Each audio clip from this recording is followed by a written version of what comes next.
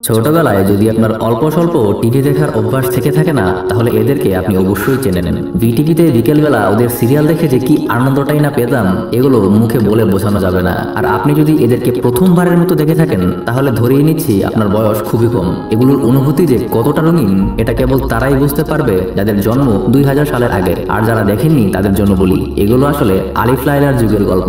শুক্রবার সন্ধ্যা 7টা মানেই তখন ছিল আমাদের জন্য একটা ছোটখাটো ঈদের আনন্দের মতো।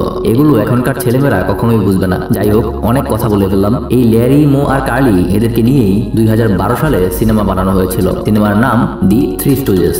অসাধারণ একটা সিনেমা। আগেই ওয়ার্নিং দিয়ে নিচ্ছি, এটা খুব খুব খুব হাসির একটা সিনেমা। হাসতে হাসতে টায়ার্ড হয়ে যাবেন, কথা দিলাম। তাই যথেষ্ট হাসির এনার্জি না থাকলে এই ভিডিওটা এখন দেখবেন না। তাহলে চলুন গল্প শুরু করা যাক। একদিন সকালবেলা হঠাৎ একটা গাড়ি এসে এই এতিমখানার সামনে একটা ব্যাগ ছুঁড়ে ফেলে দিয়ে চলে যায়। এতিমখানার একজন সিস্টার তখন এতিমখানার সামনে দাঁড়িয়েই ছিল, যদিও তার সিস্টার কম ব্রাদার বেশি মনে হয়। যাই হোক, সে কৌতূহলবশত ব্যাগটা খুলতে যায়। তখনই একটা ছোট হাত তার চোখের মধ্যে গুঁতো মারে, আর সে এইভাবে উল্টো হয়ে পড়ে যায়। শব্দ শুনে এতিমখানার আরো একজন সিস্টার বাইরে আসে। সে দেখে দরজার সামনে ছোট্ট কিউট 3টা বাচ্চা বসে আছে। এরাই আমাদের সিনেমার 3 লেজেন্ড। কিছুক্ষণের মধ্যেই এতিমখানার অন্য সিস্টাররাও বাইরে বের হয়ে আসে। এমন 3টা কিউট বাচ্চাকে দেখে তারা খুবই খুশি হয়। তখন প্রত্যেকেই বাচ্চাগুলোকে নিজের কাছে রেখে দিতে চায়। তারপর 10টা বছর কেটে যায়, কিন্তু এখন প্রত্যেকেই বাচ্চাগুলো থেকে মুক্তি চায়। কোনোভাবে এদের অন্য কারো কাছে দিতে পারলেই যেন তারা বাঁচে। তো দুপুরবেলা সিস্টারদের প্রধান, যাকে সবাই মাদার সুপিরিয়র বলে ডাকে, সে বাচ্চাদেরকে আনার জন্য অন্য সিস্টারদেরকে বলে। কিন্তু একটা সিস্টারও সেই 3 জনের ধারে কাছেও যেতে রাজি হয় না। তার মানে বুঝতেই পারছেন এরা এতদিনে কি পরিমাণ বিচ্ছু হয়ে গেছে। এদিকে দেখা যায় এরা ব্রাদারের মতো দেখতে সিস্টারটাকে দাঁতের অপারেশনের নাম করে তাকে স্ট্রেচারে বেঁধে তার উপর উল্টাপাল্টা চিকিৎসা চালাচ্ছে। তার অপারেশনের আগে তাকে অজ্ঞান করার জন্য তারা তাকে মাথায় হাতুড়ি দিয়ে বাড়ি দেয়। কিন্তু তখনই মাদার সুপিরিয়র নিজেই তাদেরকে দুপুরের খাবারের জন্য ডাকতে আসে। সিচুয়েশনটা হ্যান্ডেল করার জন্য তারা সেই সিস্টার সহই টেবিলটাকে উল্টো করে দেয় এবং সাথে সাথে নিজেদের অবস্থা পাল্টে একদম ভদ্র বাচ্চার ভং ধরে ফেলে। মাদার সুপিরিয়রের কাছে খাবারের কথা শুনেই তারা 3 জন সাথে সাথে দৌড়ে নিচে চলে যায়। খাবারের মাঝেই একজন সিস্টার এসে মাদার সুপিরিয়রকে বলে একটা কাপল আসছে তাদের এতিমখানা থেকে একজন বাচ্চাকে দত্তক নেওয়ার জন্য। এটা শুনেই মাদার সুপিরিয়র বাচ্চাদেরকে তাড়াতাড়ি রেডি করার জন্য বলে। কিন্তু অন্য সিস্টাররা বলে এই 3 বাচ্চা তাদের জীবন অতিষ্ঠ করে রেখেছে, তাই তাদের 3 জনকে বাদ রেখে বাকিদেরকে লুকিয়ে রাখলে সেই কাপল হয়তো এই 3 জন থেকে অন্তত একজনকে নিয়ে যাবে, তাতেও তাদের যন্ত্রণা কিছুটা হলেও কমবে। কিন্তু মাদার সুপিরিয়র তাদের প্রস্তাবে রাজি হয় না। তখনই সেই ব্রাদারের মতো দেখতে সিস্টারটা এসে তার লাগেজ টাগেজ নিয়ে বলে সে এই এতিমখানা ছেড়েই চলে যাবে। এই 3 বাচ্চার অত্যাচার সে আর নিতে পারবে না। বাধ্য হয়েই মাদার সুপিরিয়র তাদের প্রস্তাবে রাজি হয় এবং সকল বাচ্চাদেরকে লুকিয়ে রেখে শুধু সেই 3 জনকেই বাইরে রাখে। কিছুক্ষণ পর সেই কাপল আসে, এদের নাম মিস্টার অ্যান্ড মিসেস হার্টার। তাদের সামনে এই 3 জন নর্মাল বাচ্চার অঙ্গভঙ্গ করে সেই কাপলটাকে ইমপ্রেস করার চেষ্টা করতে থাকে। কাপলটা তাদের এই ভংচং দেখে বলতে থাকে কি কিউট বাচ্চা। কিন্তু তখনই লুকিয়ে রাখার পরও কিভাবে যেন একটা বাচ্চা বাইরে চলে আসে। এই বাচ্চাটার নাম টেডি। সিচুয়েশনকে সামাল দিতে মাদার সুপিরিয়র এই 3 জনের সাথেই টেডিকে লাইনে দাঁড় করিয়ে দেয়। মিস্টার অ্যান্ড মিসেস হার্টার অনেক চিন্তা ভাবনা করার পর তারা ঠিক করে তারা এই বাচ্চাটাকে নিয়ে যাবে। ওই দেখো, কথা বলতে বলতে এদের সঠিক পরিচয় করিয়ে দেওয়া হয়নি। এই চুল ছোট মোটা বাচ্চাটার নাম কার্লি, কোকড়া চুলওয়ালা সেমিটাকু বাচ্চাটার নাম ল্যারি এবং রাউন্ড কাট চুলওয়ালা এই বাচ্চাটার নাম মো। তো মোকে চয়েস করার পর মো আনন্দে তাদের জড়িয়ে ধরে এবং হার্টার কাপলের সাথে চলে যাওয়ার প্রিপারেশন নেয়। কিন্তু কার্লি, ল্যারি এবং মো তারা নিজেরা একদম 3 ভাইয়ের মতো। আকাম কুকাম যাই করুক না কেন তারা সবসময় একসাথেই থাকে। হুট করে এভাবে আলাদা হয়ে যাচ্ছে দেখে বাকি 2 জন খুবই ইমোশনাল হয়ে পড়ে। কিছুক্ষণ নিজেদের ইমোশনাল টাইম পার করে মো এই কাপলটার সাথে গাড়িতে করে চলে যেতে থাকে। গাড়িতে যাওয়ার সময় মিসেস হার্টার মুকে বলে আজ থেকে তুমি আমাদের ছেলে হিসেবে আমাদের জীবনে জন্ম নিলে, তার মানে আজ আমাদের কাছে তোমার জন্মদিন। বলো তুমি তোমার জন্মদিনে কি গিফট চাও। মো তখন মিসেস হার্টারের কানে কানে বলে সে তার বাকি 2 বন্ধুকেও তার সাথে নিয়ে যেতে চায়। কিন্তু মিস্টার অ্যান্ড মিসেস হার্টার তার কথা রাখতে চায় না। মো তাদেরকে অনেক রিকোয়েস্ট করে সে তার একার খাবার 3 জনের সাথে ভাগ করে নেবে আর তাদেরকে স্কুলেও ভর্তি করতে হবে না, তবুও তারা যেন বাকি 2 বন্ধুকে তার সাথে নিয়ে যায়। তখন মিস্টার অ্যান্ড মিসেস হার্টার বুঝতে পারে তারা 3 জন এতদিন ভাইয়ের মতো ছিল। মুকে একা নিয়ে গিয়ে তারা আসলে তাদেরকে আলাদা করে ফেলছে। এই ব্যাপারটা তাদের খারাপ লাগতে থাকে। তারপর আবার তারা এতিমখানায় ফিরে যায়। কি ভাবছেন বাকি 2 জনকেও নিয়ে যাবে? আমিও এটাই ভেবেছিলাম, কিন্তু হয় উল্টা। তারা মোকে রেখে সেই 4 নম্বর বাচ্চাটা টেডিকে নিয়ে যায়। মো চলে গেছে দেখে এতিমখানার সিস্টাররা একটু হাফ ছেড়ে বেঁচেছিল। যাক, অন্তত একটা তো কমছে। তাদের সেই আশা ভরসা একদম ধ্বংস হয়ে গেল। এদিকে সে ফিরে আসায় বাকি দুজন তো খুবই খুশি। তারা জিজ্ঞাসা করে কেন সে ফিরে এলো। সে তাদেরকে বলে তাদের বাসায় আসলে অনেক কাজ, সেখানে গেলে তারা তাকে দিয়ে সারাদিন কাজই করাবে, তাই সে চলে এসেছে। মানে সে তাদেরকে সত্যি কথাটা বলে না যে সে আসলে তাদেরকে নিতেই ফিরে এসেছিল। তো এইভাবে ইতিমখানার মাঝেই তাদের আরো 25 বছর কেটে যায়। মো, লেরি, কার্লি এখন অনেক বড় দামড়া ছেলে হয়ে গেছে, কিন্তু যত বড়ই হোক তাদের অঙ্গভঙ্গ আর শয়তানি কাজ কারবার কিছুই কমেনি। যেমন এখন তাদেরকে এতিমখানার বিল্ডিং এর কিছু মেরামতের কাজ দেওয়া হয়েছে, কিন্তু এই শয়তানগুলা কি করছে, তারা ঘরের ভিতর ঢুকে একটা টেপ রেকর্ডারে কাজ করার সাউন্ড ছেড়ে দিয়ে ওইখানে একটা বিছানা বানিয়ে ঘুমিয়ে গেছে। বাইরে থেকে সিস্টাররা মনে করছে যেমন শব্দ আসছে ছেলেগুলো হয়তো খুব খুব কাজ করছে। তারপর ব্রাদারের মতো দেখতে সিস্টারটা ভেতরে গিয়ে দেখে এই অবস্থা, যে আসলে তারা ঘুমাচ্ছে। সে রেগে গিয়ে এমনি এক বাইরে দিয়ে তাদের বিছানার 12টা বাজিয়ে দেয়। তারপর তাদের উপর কতক্ষণ চিল্লাপাল্লা করে। তারপর তাদেরকে এতিমখানার ছাদের উপর ঘন্টাটা ঠিক করতে পাঠায়। তো তারা ছাদে ওঠার জন্য মই আনে। মই দিয়ে মো আর লেরি ছাদে ওঠে এবং কার্লিকে পাঠায় একটা অটোমেটিক মেশিনের করাত আনার জন্য। লেরি আর মো কাজ করতে করতে নিজেদের মধ্যে মানে সবসময় যেমন করে আর কি তেমন ভাবেই মারামারি শুরু করে দেয়। এদিকে কার্লি তার করাত নিয়ে চলে এসেছে, কিন্তু এক হাতে করাত নিয়ে সে মই বিয়ে উঠতে পারে না, তাই করাতটাকে কোমরে ঝুলিয়ে নিয়ে সে মই বিয়ে উঠতে থাকে। এই পাগল তার করাতটাকে চালু করে রেখেই উপরে উঠতে থাকে। এর ফলে হয় কি, উপরে ওঠার সময় মইয়ের একটা একটা করে স্টেপ কাটতে থাকে। উপরে উঠে গিয়ে তারা একসাথে কাজ করে আর মাঝে মাঝে তাদের নিজেদের স্টাইলে মারামারি করে। এইদিকে আবার এতিমখানায় একজন উকিল এসে মাদার সুপিরিয়রকে জানায় এতিমখানার অনেক ঋণ জমা আছে এবং সেগুলো পরিশোধ করতে না পারলে 30 দিনের মধ্যেই এই এতিমখানাটি বন্ধ করে দিতে হবে। আসলে এই ঋণগুলো পুরোটাই হয়েছে মূলত এই 3 জনের শয়তানি কাজকর্মের কারণে। মাদার সুপিরিয়র ঠিক করে ব্যাপারটা আগে তাদের জানানো উচিত, তাই সে ব্রাদার লাইক সিস্টারটাকে পাঠায় সেই 3 জনকে ডেকে আনতে। সে যখন তাদেরকে ডাকতে আসে সে দেখে তার দিকে একটা হাতুড়ির মাথা উড়ে আসছে। কোনো মদনে নুই গিয়ে সে হাতুড়ির আঘাত থেকে বাঁচে আর হাতুড়িটা পড়ে গিয়ে একটা বালতিতে। আসলে মো লেরিকে হাতুড়ি দিয়ে বাড়ি দিতে যাচ্ছিল, সেই কারণেই হাতুড়ির মাথাটা এভাবে উড়ে আসে। রেগে গিয়ে সিস্টার উপরে উঠতে গিয়ে দেখে মুয়েরও 12টা বেজে আছে। তখনই আবার লেরি ঘন্টাটা ঠিক করতে গিয়ে ঘন্টাটাই নিচে ফেলে দেয়। ঘন্টা গিয়ে পড়ে একদম সিস্টারের মাথায়। সিস্টার তো ওখানেই বেহুশ। শব্দ শুনে নিচে তাকিয়ে সিস্টারকে বেহুশ দেখে তারাও টাসকি খেয়ে যায়। তার হুশ ফিরিয়ে আনার জন্য যেই তারা নিচে নামতে যাবে তখনই ভাঙা মুয়ে পা দিয়ে উল্টে গিয়ে তারা আবার সিস্টারের উপরই পড়ে। কার্লিও তাদের মতো করেই নামার চেষ্টা করতে গিয়ে মুয়ে 2 পা দুদিকে দিয়ে আটকে থাকে। লেরি এবং মো তাড়াতাড়ি সিস্টারকে নিয়ে সরে যেতে গিয়ে আবার সিস্টারের মাথায় বাড়ি লাগায়। কার্লিও ওইদিকে ততক্ষণে ব্যালেন্স করতে না পেরে সরাসরি সিস্টারের উপরে এসে পড়ে। এটাকেই বলে মরার উপর খাড়ার ঘা। মানে এমনি এই মহিলা আধমরা, এখন মনে হয় ফুল মরাই হয়ে যাবে। এখন বুঝতেছি কেন এই মহিলা লাগেজ নিয়ে ছোটবেলা এতিমখানাটাই ছাড়তে চাইছিল। কি ভাবছেন অত্যাচার শেষ? না না, সিস্টারের হুঁশ ফিরিয়ে আনার জন্য লেরি বালতি থেকে পানি ছুঁড়ে মারে, কিন্তু এই বালতির মধ্যে কি ছিল মনে আছে? হ্যাঁ, সেই হাতুড়ির মাথাটা। তাই সাথে সাথে সেটাই গিয়ে সিস্টারের মুখের উপর পড়ে। তখন লেরি বলে, হে পানিতে কত আয়রন, এত আয়রনওয়ালা পানি আমরা খাই, হাই হাই। মানে বুঝেন অবস্থা। তো অনেক চেষ্টা করার পরেও সিস্টারের জ্ঞান আনতে না পেরে সিস্টারকে রেখেই মাদার সুপিরিয়র সাথে তারা দেখা করতে যায়। কিন্তু এই বদের হাড্ডিগুলো কোথাও গেলেও এত ভদ্রভাবে যায় না। যাওয়ার সময়ও তারা উকিলকে এইভাবে সিস্টারদের উপর ফেলে দিয়ে যায়, কিন্তু তারা সেটা খেয়ালও করে না। তারা পেছন ফিরে দেখে উকিলটা সিস্টারদের উপর গড়াগড়ি খাচ্ছে। তারা বলে উকিল বেটা আমাদের সিস্টারদের সাথে বদমাইশি করছে। তারা 3 জন মিলে তাকে সেই রকম একটা ধোলাই দিতে শুরু করে। এদের মায়ের আবার যেমন তেমন মায়ের না, এদের মায়ের হয় খুবই ইউনিক। এই যেমন তারা ভদ্রলোকের শার্ট উঁচু করে তার বগলের লোম টেনে ছিঁড়ে ফেলে। তখন মাদার সুপিরিয়র এসে তাদেরকে থামায়। তারপরে এতিমখানার সকলকে ডেকে এনে 30 দিনের মধ্যে যে এতিমখানাটা বন্ধ হয়ে যাবে এটার কথা সবাইকে জানায়। তখন এই 3 জন জিজ্ঞাসা করে এতিমখানাটাকে বাঁচাতে হলে কি করতে হবে। উকিল বলে $8,30,000 লাগবে, নইলে এই এতিমখানাটা বাঁচানো যাবে না। তারা 3 জন বলে তারা যে করেই হোক এই 30 দিনের মধ্যেই $8,30,000 তারা উপার্জন করে এনে দেবে। তারপর তারা সকল বাচ্চাদেরকে বিদায় জানিয়ে 3 জনের স্পেশাল একটা সাইকেল নিয়ে বের হয়ে যায় সেই $8,30,000 জোগাড় করার জন্য। যাওয়ার আগে মাদার সুপিরিয়র তাদের হাতে চলার জন্য অল্প কয়েকটা টাকাও দিয়ে দেয়। তারপর সাইকেলে উঠে ওয়েট করতে থাকে কোনো বড় গাড়ি আসার জন্য, কারণ তারা অলস, তারা প্যাডেল মেরে যাবে না, তারা অন্য গাড়ির সাহায্য নিয়ে যাবে। তো কিছুক্ষণ পর একটা ট্রাক দেখে মো সাইকেলের সঙ্গে আগে থেকেই বেঁধে রাখা একটা নোঙ্গর ঘুরিয়ে গাড়ির সাথে আটকানোর জন্য ছুঁড়ে মারে। তারপর হয় এটা, মানে ছাগলগুলা দড়িটার সামনে না বেঁধে বাঁচছিল পেছনে, তাই এমনি রাস্তা ছেঁচড়ায় যেতে থাকে।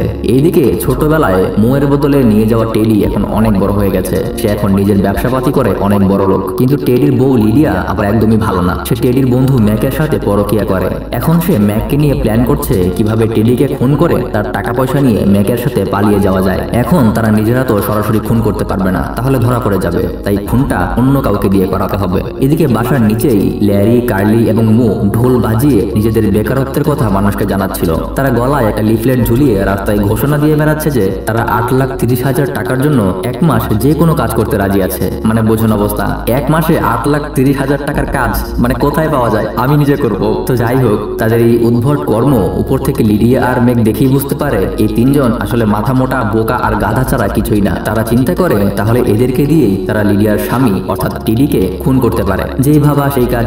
তারা সাথে সাথে নিচে নামতে থাকে এই তিনজনকে দিয়ে খুনটা করিয়ে নেওয়ার জন্য। এদিকে ল্যারি রাস্তার পাশে একটা মেকানিক্যাল তীর ধনুক দেখতে পেয়ে এটাকে চেক করার জন্য তীরটা নিয়ে আকাশে তীর মারে। এভাবে কিছুক্ষণ রাস্তায় ঘোরাঘুরি করে কিছুই কাজ না পেয়ে তারা নিজেদের মধ্যেই নিজেদের স্টাইলে মারামারি শুরু করে দেয়। তখনই লিডিয়া আর মেঘ তাদের সামনে গাড়ি নিয়ে আসে। লিডিয়া তাদেরকে বলে যদি তারা তাদের একটা কাজ করে দেয় তাহলে তারা তাদেরকে 8,30,000 ডলার দেবে। এই কথা শুনে তারা খুব আগ্রহ নিয়ে জানতে চায় যে আসলে কাজটা কি। লিডিয়া বলে তাদেরকে তার স্বামীকে খুন করতে হবে। এই কথা শুনে তারা ঘাবড়ে যায় এবং তাকে রিজেক্ট করে দেয়। কিন্তু লিডিয়া বলে তার স্বামী আসলে এমন একটা অসুখে আক্রান্ত যেটা কোনোদিনও ভালো হবে না, প্রতিদিন তার কষ্ট বেড়েই চলেছে, বেঁচে থেকে এভাবে কষ্ট পাওয়ার চেয়ে তার মরে যাওয়া ভালো। তখন ম্যাক গাড়ি থেকে বের হয়ে এসে বলে সেই আসলে লিডিয়ার স্বামী এবং সে নিজেই এটা চায়, কারণ বেঁচে থাকলে তাকে প্রতিদিন যন্ত্রণার মধ্যে দিয়ে যেতে হবে। এই কথা শুনে বুকার দলগুলো সাথে সাথে রাজি হয়ে যায়। তারপর ম্যাক তাদেরকে বলে তোমরা আমাকে আমার রুমে ঢুকে ঘুমের মধ্যে মেরে ফেলবে এবং কোনোভাবেই লাইট অন করবে না, কারণ আমি মরার আগে সারপ্রাইজ পেয়ে মরতে চাই। এই কথা শুনে তারা তিনজন হাসতে থাকে। তখন কার্লি হুট করে ম্যাককে ধাক্কা দিয়ে একটা বাসের সামনে ফেলে দেয়। এই বাস থেকে ধাক্কা খেয়ে ম্যাক উড়ে গিয়ে আরেকটা গাড়ির নিচে পড়ে। তারপর চরকির মতো 2 মিনিট ঘুরে আলু ভর্তা হয়ে যখন বের হয়ে আসে তখন তার উপর দিয়ে আরেকটা ছেলে চলে যায়। লোকটার কপাল কতটা খারাপ দেখেন। আবার ঠিক তখনই ল্যারির আকাশে ছুড়ে দেওয়া সেই তীরটা এসে তার পায়ের মধ্যে ঢুকে যায়। এদিকে লিডিয়া তার পরকীয়া প্রেমিকের এই বেহাল দশা দেখে তার তো অবস্থা খারাপ। এমনটা তো সে কখনোই আশা করেনি। সে চিৎকার করে তাদেরকে জিজ্ঞাসা করে তারা এমনটা কেন করলো। কার্লি বলে সে বলেছিল সে সারপ্রাইজ পেতে চায়, তাই তাকে একটু সারপ্রাইজ দিলাম। সে বুঝতে পারে সে ভারী পাগলের পাল্লায় পড়েছে। তাদের থেকে বাঁচার জন্য সে তাড়াতাড়ি গাড়ি নিয়ে চলে যায়। কিন্তু এরা কি আর সহজে পিছু ছাড়ার পাত্র? এতিমখানার সকল সিস্টাররা 25 বছরেও তাদের মানুষ করতে পারে নাই। তারা লিডিয়ার গাড়ির পেছনে ধরে স্লাইড করে তার সাথে বাড়ি চলে আসে। লিডিয়া গাড়ি থেকে নেমেই তাদেরকে দেখে টাস্কি খেয়ে যায়। সে জিজ্ঞাসা করে তারা কেন এখানে এসেছে। তারা বলে তাদের 8,30,000 টাকা নেওয়ার জন্য তারা এসেছে। তখনই বাড়ির কেয়ারটেকার বাইরে চলে আসে এবং লিডিয়াকে বলে আপনার স্বামীর বন্ধু মিস্টার ম্যাকের গুরুতর বাস অ্যাক্সিডেন্ট হয়েছে, লোকজন তাকে হাসপাতালে ভর্তি করেছে, সে এখনো বেঁচে আছে, তবে অবস্থা খুব খারাপ। এই বলে সে চলে যায়। সাথে সাথে এই তিনজনও আসে টাকা চাইতে। লিডিয়া তাদেরকে চর মেরে বলে আমার স্বামী মারাই যায়নি, যে হাসপাতালে আছে এবং বেঁচে আছে, তোমাদের কাজ হয়নি, তোমরা চলে যাও। এই বলে সে তাদেরকে মেরে বাড়ি থেকে বের করে দেয়। তারপর তারা প্ল্যান করে তারা আবার ট্রাই করবে। এবার যেহেতু সে হাসপাতালে আছে এবার তাকে মারা আরো সহজ হবে। তাই তারা হাসপাতালে গিয়ে ম্যাককে খুঁজতে শুরু করে। কিন্তু হাসপাতালের রিসেপশন মহিলা তাদেরকে বলে ভিজিটিং টাইম শেষ হয়ে গেছে, আবার পরের দিন আসার জন্য। এবার তারা ভাবতে থাকে যে এখন কি করা যায়। হঠাৎ তাদের সামনে কয়েকটা ডাক্তার আর নার্সকে একটা রুমে ঢুকতে দেখে তাদের মাথায় আইডিয়া আসে ডাক্তার এবং নার্স সেজে তারা নিজেরাও মেঘের রুমে যেতে পারে। সাথে সাথে তারা সেই রুমটাতে ঢুকে ডাক্তার আর নার্সদের মেরে তাদের কাপড় নিয়ে ম্যাককে খুঁজতে থাকে। কিন্তু বেশিক্ষণ তারা ঘোরাঘুরি করতে পারে না। কিছুক্ষণের মধ্যেই রিসেপশন মহিলাটা তাদেরকে চিনে ফেলে। তাদেরকে দেখেই তিনজন পালাতে শুরু করে। তারা দৌড়ে গিয়ে একটা বাচ্চা রাখার রুমে ঢুকে পড়ে। সেখানের একজন নার্স তাদেরও নার্স মনে করে বাচ্চাদের ডাইপারগুলো চেঞ্জ করতে বলে। তারপর ডাইপার চেঞ্জ করতে গিয়ে তারা যে কি কাণ্ডটাই না করে আপনি না দেখলে বুঝবেন না। এদিকে বাচ্চাগুলাও একটা বদের হাড্ডি, এরা খালি সারাদিন শুশু করে বেড়ায়। কার্লিকে রীতিমতো হিসু দিয়ে গোসল করিয়ে ফেলে। এইভাবে কথায় কথায় তার আবার মারামারি শুরু করে দেয়। কিন্তু এইবার মারামারির অস্ত্রটা থাকে বাচ্চাদের হিসু। বাচ্চাগুলোকে তারা বন্দুকের মতো ব্যবহার করতে শুরু করে। একজন আরেকজনের দিকে হিসু বোমা নিক্ষেপ করতে থাকে। কিছুক্ষণ পর সেই অর্ডারকারী নার্সটা সেখানে আসতেই তার আবার সেখান থেকে পালিয়ে যায়। সৌভাগ্যবশত তারা এবার ম্যাকের রুমটা খুঁজে পায়। ভেতরে যেন কেউ আসতে না পারে এজন্য দরজা বন্ধ রাখতে মু একটা আস্ত বডি প্লাস্টার করা মানুষকে দরজার সামনে এনে রেখে দেয়। এদিকে ম্যাক এই তিনজনকে দেখেই বুঝতে পারে আজ আর তার রক্ষা নেই। তার কপালে এবার মরণ নিশ্চিত, তাই সে প্লাস্টারের ভেতরেই লুকানোর চেষ্টা করে। কিন্তু এরা তিনজন এটা বুঝে ফেলে। মো তখন কার্লির কাছ থেকে একটা ছোট ডাইনামাইট জ্বালিয়ে সেটা প্লাস্টারের ভেতরে রেখে দেয়। যথারীতি ম্যাকের 12টা বেজে যায়। সেটার কয়লা পোড়া চেহারা নিয়ে নার্স নার্স বলে চিৎকার করতে থাকে। ম্যাক এখনো মরে নাই দেখে মো তাকে বালিশ চাপা দিয়ে মারতে যায়। কিন্তু ম্যাক বলে তাকে আর মারার দরকার নেই, কারণ তার অসুখটা ভালো হয়ে গেছে। তখনই দরজায় কেউ নক করতে থাকে। দেখা যায় রিসেপশন মহিলাটা পুলিশ নিয়ে এসেছে সেই তিনজনকে খুঁজতে। তখন তারা এইভাবে লুকিয়ে ভং ধরে থাকে, কিন্তু শেষ পর্যন্ত ধরাও পড়ে যায়। সাথে সাথে আবার দৌড়ে সেখান থেকে পালাতে থাকে এবং পুলিশও তাদের পিছু করতে থাকে। কিছুক্ষণের মধ্যে ভুলেই তারা পুলিশকেও নাস্তানাবুদ করে ফেলে। পুলিশের জ্ঞান ফেরানোর জন্য একটা গরম ইস্ত্রি নিয়ে তারা পুলিশকে ইলেকট্রিক শক দেওয়ার চেষ্টা করে। গরম ইস্ত্রির শক খেয়ে পুলিশের বুক একদম পুড়ে ছারখার হয়ে যায়। সে মমির মতো উঠে চিৎকার শুরু করে। তারা তিনজন আবার পালিয়ে যায়। শেষ পর্যন্ত তারা হাসপাতালের ছাদে গিয়ে পৌঁছায়, কিন্তু ছাদ থেকে আর পালানোর কোনো রাস্তা নেই। তারা ছাদ থেকে একটা পাইপ নিয়ে নিচে ঝাঁপ দেয়। সেই পাইপ ছিঁড়ে গেলেও সৌভাগ্যজনক ভাবে তারা বেঁচে যায়, কিন্তু পরে গিয়ে একদম টেডির সামনে। টেডিকে তারা না চিনলেও টেডি তাদেরকে দেখেই চিনে ফেলে। তাদের মধ্যে বেশ কিছুক্ষণ কথাবার্তা হয় এবং যাওয়ার সময় টেডি তাদের একটা ছবি তুলে নিয়ে যায়। টেডি চলে যাওয়ার পর তাদের মনে হয় মাদার সুপিরিয়র আসার সময় তাদেরকে কিছু টাকা দিয়েছিল। তারা সেইগুলি বের করে ভাবে এই টাকা দিয়ে তারা মাছের ব্যবসা করবে। মাছের ব্যবসা করে তারা 20 দিনে বড়লোক হয়ে যাবে এবং এতিমখানার সব টাকা শোধ করে দেবে। এদিকে টেডি বাসায় গিয়ে তার বউ লিডিয়াকে বলে যে তার আজকে এতিমখানার 3 বন্ধুর সাথে দেখা হয়েছিল। এই বলে সে লিডিয়াকে তাদের ছবিটা দেখায়। ছবি দেখে তো লিডিয়ার অবস্থা খারাপ। যদি টেডি কিছু জেনে যায় তাহলে তো বিপদ। একে তো সে তারই বন্ধু ম্যাকের সাথে পরকিয়া করে, তার উপর সে তাকে মারারও প্ল্যান করছে। লিডিয়া ভেবাচেকা খেয়ে দাঁড়িয়ে থাকে। এইদিকে তারা তিনজন সরকারি মাছের খামার থেকে মাছ তুলে একটা গল্ফ খেলার মাঠ জুড়ে সেগুলোকে শুকিয়ে সুটকি বানানোর চেষ্টা করছে। কিছুক্ষণ পর মাঠে যখন গল্ফ খেলার লোকেরা আসে তখন তারা তাদেরকে চলে যেতে বলে, কিন্তু তারা যেতে না চাইলে সেখানে পুলিশ আসে। পুলিশও আবার যেন যেন কোনো পুলিশ না, আসে সেই পুলিশটা যার বুকের উপর ইস্ত্রি দিয়ে তারা গরম ছ্যাঁকা দিয়ে এসেছিল। বেচারার বুকের দাগ হয়তো এখনো যায়নি। তাদের দেখেই পুলিশ তো রেগে মেগে আগুন, ছাগলের দল, আজকে তোদের ধরবই। কিন্তু এই তিনজনকে ধরা কি আর এত সোজা? তারা আবার পুলিশকে নাস্তানাবুদ বানিয়ে পালিয়ে যায়। পালাতে পালাতে তারা একটা গলির ভেতরে ঢুকে একটা দরজা দেখতে পায়, কিন্তু দরজাটা আবার লক করা। দরজা খুলে ভেতরে ঢুকতে না পারলে আবার পুলিশও চলে আসবে। তারা কার্লির শক্ত মাথা ব্যবহার করে সেই দরজাটা ভেঙে ভেতরে ঢুকে পড়ে। ভেতরে গিয়ে দেখে সেখানে কিছুই নেই, শুধুমাত্র কিছু লাইট জ্বলছে। তারপর নিজেদের ভেতরে কথা কাটাকাটি করে আবার তাদের নিজস্ব স্টাইলে মারামারি শুরু করে দেয়। তাদের এই মারামারি বাইরে থেকে দেখতে খুবই কিউট আর হাস্যকর লাগে, তাই না? যাই হোক, তারা মারামারি করার পর একসময় ল্যারি বলে ছোটবেলায় যদি মো চলে যাইতো তাহলেই ভালো হতো। মই আসলে সকল সমস্যার কারণ। মোয়ের কারণেই তাদের দুইজনকেও অন্য কোনো পরিবার দত্তক নেয়নি। এটা শুনে মো খুব কষ্ট পায়। সে তখনই তাদেরকে কড়া কথা বলে সেখান থেকে চলে যেতে বলে। কার্লি আর মো মন খারাপ করে সেখান থেকে চলে যায়। পুরো সিনটাই আস্তে আস্তে হাসি থেকে ইমোশনাল হয়ে যায়। মো মাথা নিচু করে দাঁড়িয়ে থাকে। তখনই রুমের সব লাইট জ্বলে ওঠে। দেখা যায় সে আসলে এতক্ষণ একটা স্টেজে দাঁড়িয়ে ছিল। তার সামনে ক্যামেরা নিয়ে পুরো একটা সিনেমার টিম বসে আছে। ডিরেক্টর উঠে এসে বলে সে তার রিয়েলিটি টিভি শো এর জন্য এমন কাউকেই খুঁজছিল। মোকে তাদের অনেক ভালো লেগেছে।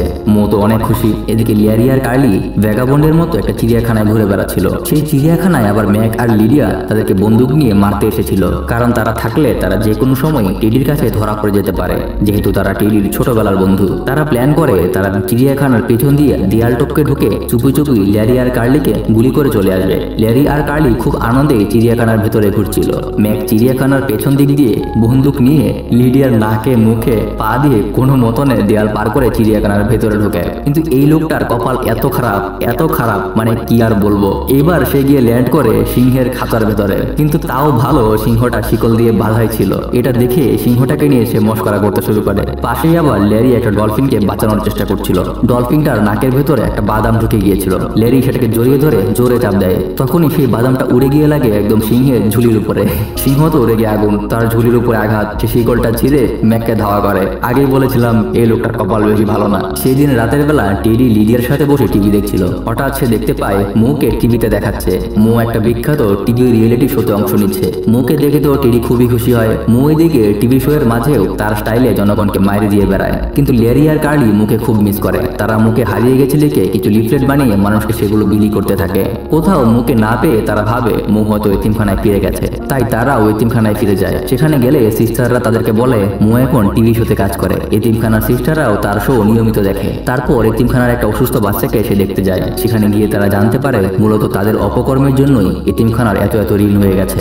এখন তাদের কাছে বাচ্চাদের চিকিৎসা করার মতো মেডিকেল ইন্স্যুরেন্স নেই। এটা শুনে তারা খুব কষ্ট পায়। তারা আবার রাস্তায় গিয়ে থাকতে শুরু করে আর মাঝে মাঝে টিভি দোকানের সামনে গিয়ে মোয়ের রিয়েলিটি শোটা দেখে। এদিকে মোয়ের এই রিয়েলিটি শো তার এই উদ্ভট কর্মকাণ্ডের জন্য দিন দিন সব জায়গায় জনপ্রিয় হয়ে যাচ্ছে। কিছুদিন পর ল্যারি আর কার্লি চিন্তা করে তারা টেডির সাথে দেখা করে তার কাছে এতিমখানার জন্য হেল্প চাইবে। তাই তারা তার অফিসে যায়। সেখানে গিয়ে জানতে পারে টেডি তার বিয়ের অ্যানিভার্সারির জন্য প্রস্তুতি নিচ্ছে, তাই সে অফিসে নেই। কিন্তু মিস্টার হার্টারকে তারা সেখানে পেয়ে যায়। তারা মিস্টার হার্টারকে 8,30,000 টাকা দিয়ে তাদেরকে হেল্প করতে বলে, কিন্তু হার্টার বলে সে এত টাকা দিয়ে তাদের হেল্প করতে পারবে না। কথায় কথায় মোয়ের প্রসঙ্গ আসলে সে জানায় ছোটবেলায় মো আসলে তাদের দুইজনের জন্যই তার সাথে আসতে রাজি হয়নি। সে তাদের দুজনকেও সাথে নিয়ে যেতে চেয়েছিল। এটা শুনে তারা দুজন খুবই ইমোশনাল হয়ে পড়ে। অজান্তে তারা মুখে সেদিন কত কথাই না বলে ফেলেছে। তাদের এটা করা একদমই উচিত হয়নি। তখনই সে অফিসে টেডির পাশে লিডিয়ার ছবি দেখতে পায়। লেডি গিয়ে রিসেপশনের মহিলাকে লিডিয়ার কথা জিজ্ঞাসা করে। মহিলা বলে এটা টেডির বউ। লেডি তো অবাক, তাহলে পাশের লোকটাকে? মহিলা জানায় ওটা টেডিরই বন্ধু। এবার লেডি বুঝে যায় লিডিয়া আসলে টেডির সাথে চিট করে তাকে মারার প্ল্যান করছে। তারা সাথে সাথে দৌড়ে টিভি শোয়ের অফিসে যায় মোয়ের সাথে দেখা করতে। লেডি আর কার্লি মুখে টেডির কথা সবকিছু খুলে বলে। তারপর তারা তিনজন রওনা হয় টেডিকে সবকিছু জানানোর জন্য। এদিকে তখন লিডিয়া আর টেডির অ্যানিভার্সারির পার্টি চলছে। অনুষ্ঠানে ম্যাক আর লিডিয়া আবার নতুন করে টেডিকে মারার প্ল্যান করতে থাকে।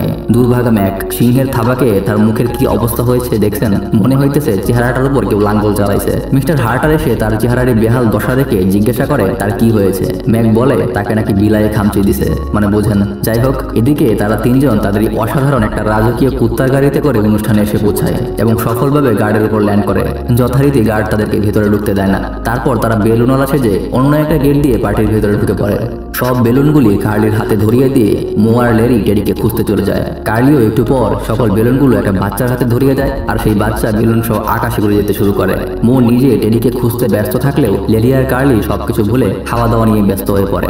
এটা দেখে মো বিরক্ত হয়ে এসে তাদের সাথে মারামারি শুরু করে দেয়। মো কার্লিকে একটা অ্যাকুরিয়ামে চুপিয়ে রাখে। কার্লির মুখে একটা বড় চিংড়ি মাছ আটকে যায়। এটা দেখে লেরি হাসলে মো সেটাকে লেরির টুনটুন জায়গায় দিয়ে দেয়। লেরি তাড়াতাড়ি সেটাকে বের করে, তারপর উপরে ছুঁড়ে মারে আর সেটা গিয়ে পড়ে লিডিয়ার মুখে। লিডিয়া তাদেরকে দেখেই সাথে সাথে ম্যাককে সেটা জানায়। হঠাৎ সবাই খেয়াল করে একটা মেয়ে বেলুন ধরে উপরে আটকে আছে। লেরি সাথে সাথে তাকে বাঁচানোর জন্য একটা বন্দুক নিয়ে আসে এবং প্ল্যান করে গুলি করে বন্দুক ফাটানোর জন্য।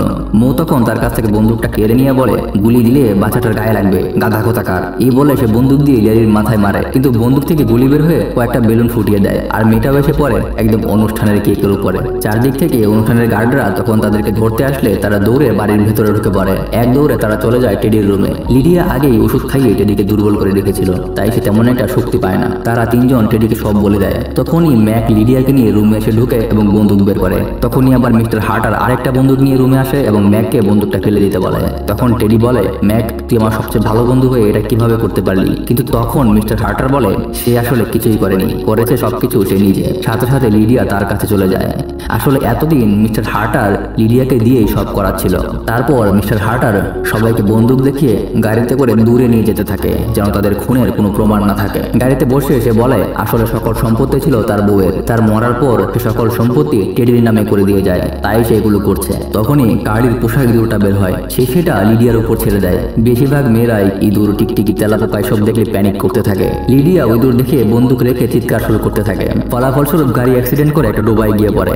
তাদের গাড়ি ডুবে যায়। গাড়ির ভেতরে পানি ঢুকতে শুরু করে। তারা সবাই এক জায়গায় জড়ো হয়ে কোনো মতনে অক্সিজেন নিতে থাকে। এর মাঝে আবার কার্লি মারে পাদ, মানে এমনি পানির নিচে বাঁচার অক্সিজেন নেয়। তার উপর পাদের গন্ধে অবস্থা খারাপ। হঠাৎ মনে পড়ে কার্লির কাছে প্রায় ডাইনামাইট থাকে, সেটা ব্যবহার করে তার গাড়ির জানালা ব্লাস্ট করে এবং গাড়ি থেকে বের হয়। তারপর সেই বাংলা সিনেমার মতোই সবার লাস্টে পুলিশ আসে আর ক্রিমিনালদের অ্যারেস্ট করে নিয়ে যায়। তবে এই গল্প এখানেই শেষ না, আরেকটু বাকি আছে। তারা তিনজন এসে টেডির কাছে এতিমখানা বাঁচানোর জন্য $8,30,000 চায়, কিন্তু টেডি বলে অন্য কিছু যাওয়ার জন্য।